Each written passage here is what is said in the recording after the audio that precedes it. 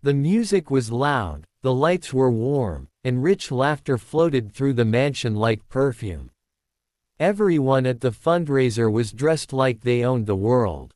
But when Marcus, a calm, soft-spoken black man in a simple charcoal suit, walked in, people barely glanced his way. He didn't mind. He never came for attention, only for business. Marcus was supposed to sit at table 3, a special VIP table reserved for the event's biggest investors. It had a gold name card with his initials on it, M.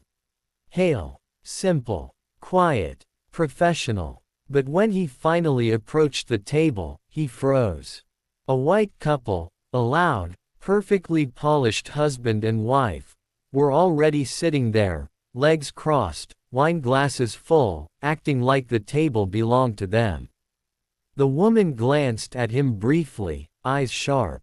"Oh, sorry, sweetheart," she said, waving her hand dismissively, "this table is for VIPs. The servers' area is in the back." Marcus blinked slowly. "I'm actually assigned to this seat." The husband laughed, leaning back in the chair that had Marcus's name right in front of him. "Assigned? My man, there must be a mistake. This table is for major donors. People who actually make things happen around here. Try the open seating near the bar." The wife added with a smirk. "You look new. It's okay, you'll learn how these events work." Marcus stayed calm, his voice quiet but firm. "That's my seat." The husband's smile vanished. "Buddy, don't make this weird. You're not sitting here." Guests from nearby tables had already started watching, whispering, giving Marcus that painful, familiar look. The look that said you don't belong here. Marcus inhaled slowly through his nose. He didn't raise his voice. He didn't argue. He simply said, "Are you sure you want to continue this?" The wife scoffed loudly. "We're positive." The husband shook his head and muttered, "Can't believe we have to deal with this tonight."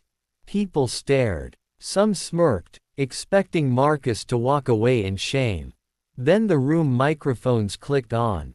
A voice boomed from the stage. "Ladies and gentlemen, before we begin, please give a warm welcome to the man whose investment saved this entire project." Guests straightened. Phones lifted. The couple at table 3 adjusted themselves proudly, assuming they were about to be recognized. The man of the night. Mr. Marcus Hale. Our principal investor. The husband's wine glass nearly fell out of his hand. The wife's smile collapsed. And slowly, very slowly, Marcus stepped forward, eyes locked on the two people who stole his seat, and now sat in it like they owned him. The entire room turned to watch. And the couple's faces drained of all color at the exact same moment.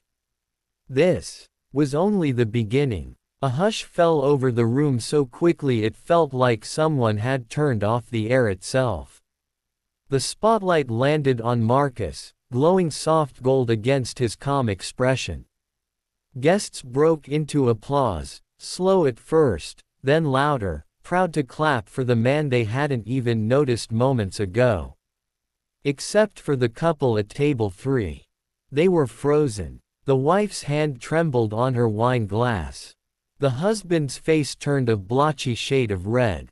Marcus approached the table they had stolen from him. Each step felt heavier than the last because the whole room followed him with their eyes, waiting to see what he'd do. The husband scrambled to his feet first. "Hey, sir, Mr.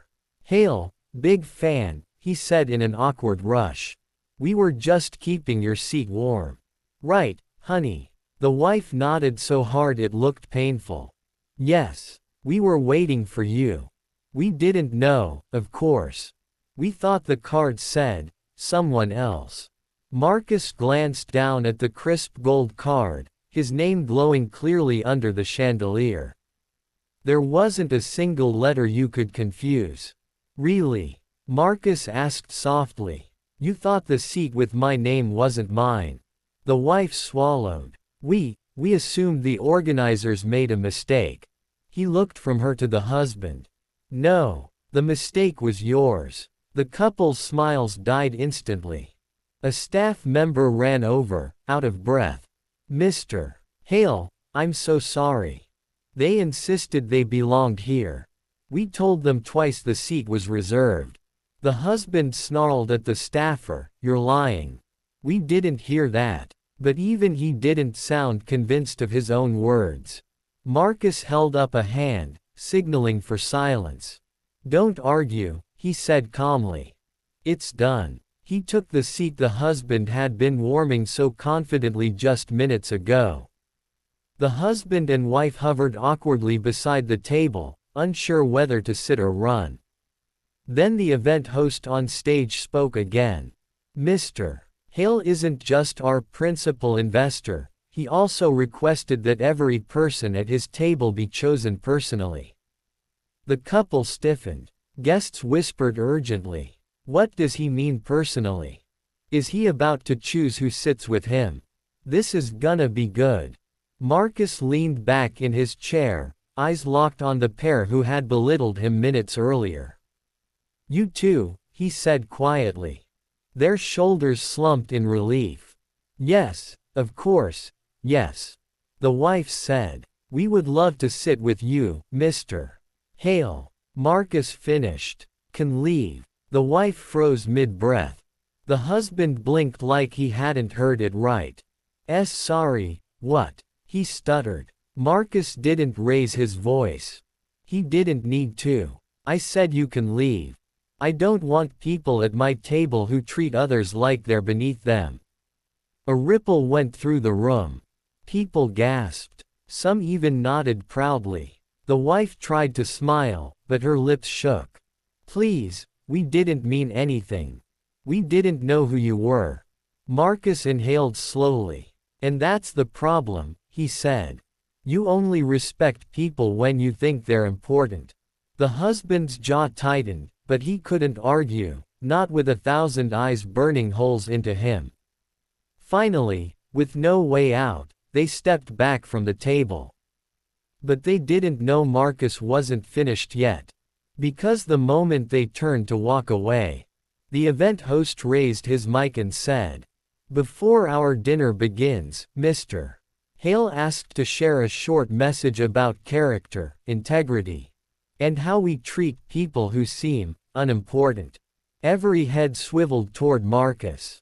The couple froze mid-step.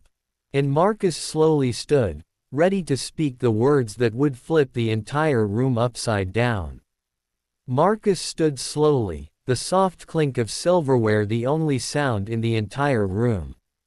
The lights dimmed slightly as the spotlight centered on him. He didn't smile. He didn't touch the mic. He simply placed his hands on the table and looked around the crowd, every face waiting, breath held, nerves tight. He spoke in a calm, steady voice that somehow carried to every corner. "You know, tonight isn't really about investments. It's about people." The couple froze where they stood behind the last row of tables. The wife gripped her husband's arm so hard her knuckles turned white. Marcus continued, eyes never leaving the audience. "I walked in here tonight like anyone else. Quiet. Minded my business. Didn't announce myself. Didn't wave a check in the air." He paused. "And I watched how people reacted to me before they knew my title." A few guests shifted in their seats, uncomfortable. Some smiled. Some nodded politely. But some, his eyes flicked briefly toward the couple, made sure I knew I didn't belong. Gasps. Heads turned toward the couple. The husband's face tightened. The wife looked like she was about to cry.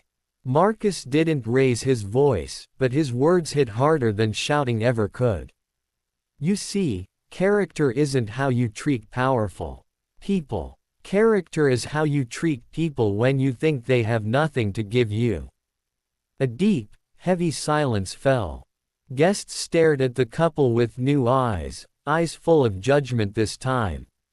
Marcus stepped out from behind his chair, walking slowly around the table.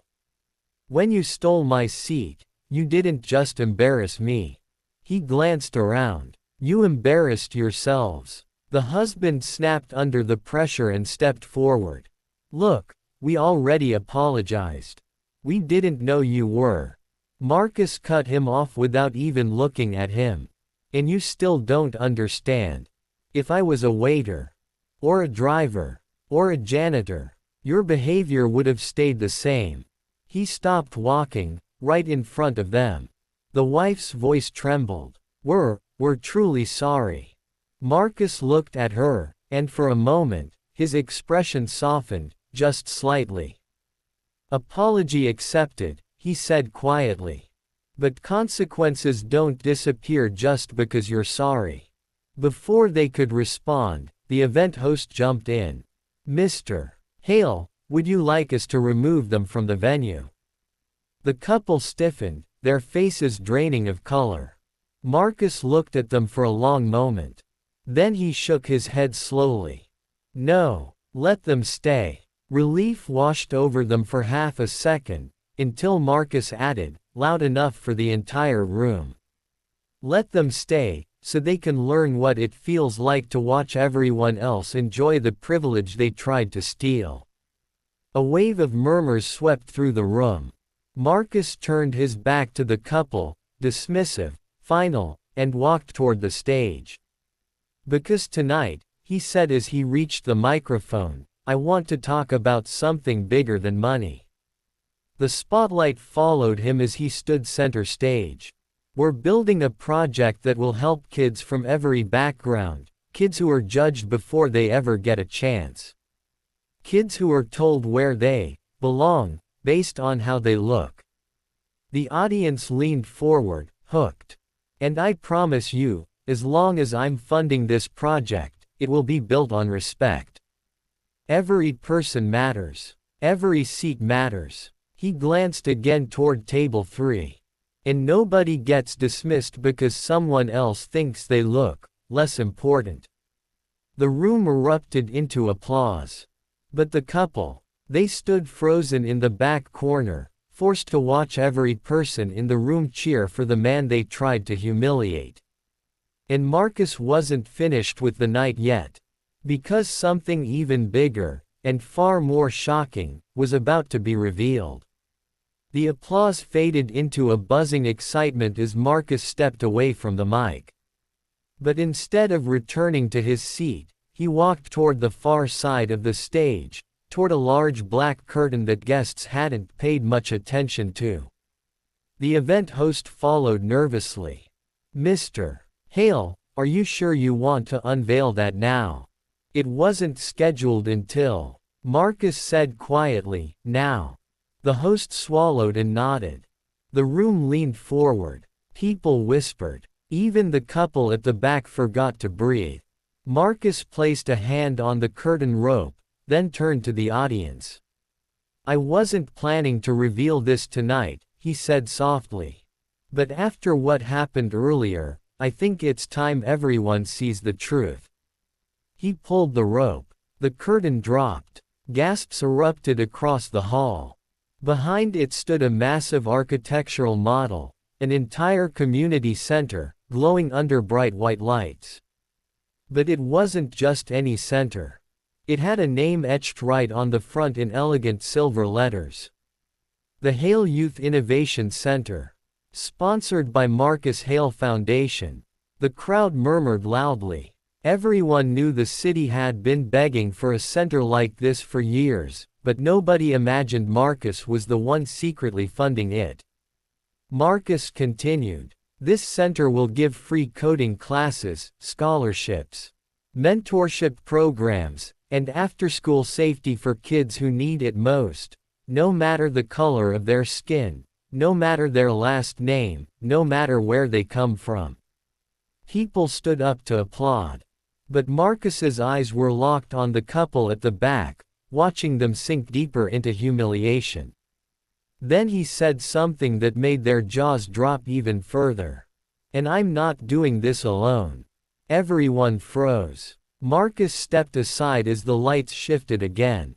A second spotlight appeared, aimed at the corner of the room. And a woman stepped out.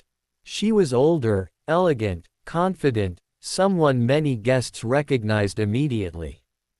Evelyn Carter, a civil rights lawyer, a powerhouse, and the chairwoman of the board backing the project. The whispers cracked through the hall. She's here. She flew in. Oh my God. Evelyn walked up to the microphone with a warm smile. Marcus didn't know I was coming tonight, she said. But I wanted to witness something. She turned and looked directly at the couple. Because investors like Marcus don't just bring money. They bring values. And values matter more than wealth. The couple looked like they wanted to melt into the carpet. Then Evelyn added, and since tonight has already been a lesson in how we treat people, let's continue the lesson. She waved to the event staff. Please bring forward the volunteer list. A young staffer rushed over with a clipboard. Evelyn scanned it, then tapped her pen. Ah, yes, you too. The couple stiffened. You signed up earlier to join the event's planning committee, didn't you? She asked sweetly. The wife nodded hesitantly. Why yes, we wanted to be involved. Evelyn smiled, but it wasn't friendly.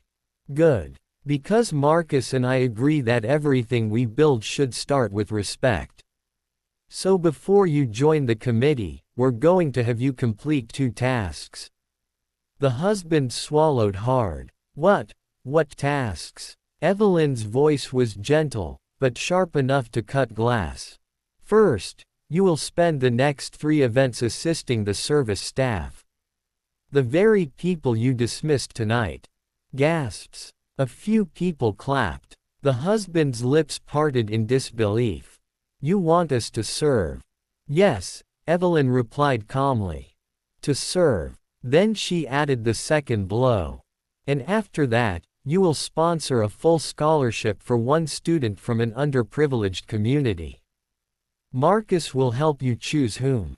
The wife looked like she might faint. And if we refuse, she whispered. Evelyn smiled again, cold, final. Then you can leave this organization forever. And we all saw how you handled a simple seat. Imagine how the public would handle this story.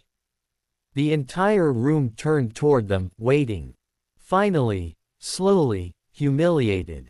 The couple nodded. We'll do it, the husband said, voice barely a breath. We'll do it, the wife echoed. The room broke into applause once more, not just for Marcus, but for the justice unfolding in real time. And Marcus, standing beside Evelyn, finally let a small, quiet smile touch his lips. He didn't need revenge. He didn't need to shout. He didn't need to shame them. Tonight, the truth did all the work for him. And as the applause rolled through the hall, Marcus whispered a single line under his breath, meant for nobody but himself. Some seats aren't taken. They're earned.